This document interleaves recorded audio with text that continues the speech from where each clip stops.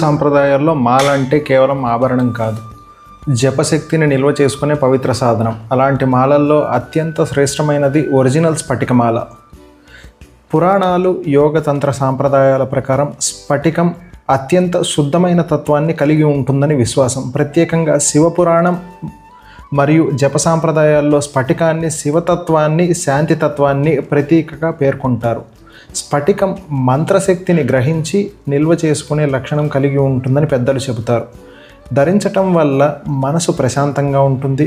ఆలోచనల్లో స్పష్టత, ఏకాగ్రత, ధ్యానంలో స్థిరత్వం, నెగటివ్ శక్తుల నుంచి రక్షణ, ఆధ్యాత్మిక ప్రగతి వేగవంతంగా ఉంటాయి అని నమ్ముతారు.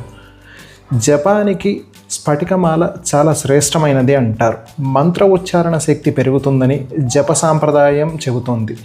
ప్రత్యేకంగా ఓం నమ శివాయ లేదా గాయత్రి మంత్రం లేదా మహామృత్యుంజయ మంత్రం లేదా విష్ణు లక్ష్మి నామాలు, మంత్రాలు జపించే వాళ్లకు చాలా మేలు చేకూరుతుంది. అలాగే చంద్ర సంబంధిత సమస్యలు, ఇతర ఇబ్బందులు ఉన్నవారి గ్రహదోషాలను స్ఫటికమాల చక్కగా దూరం చేస్తుంది అని పెద్దలు అంటారు.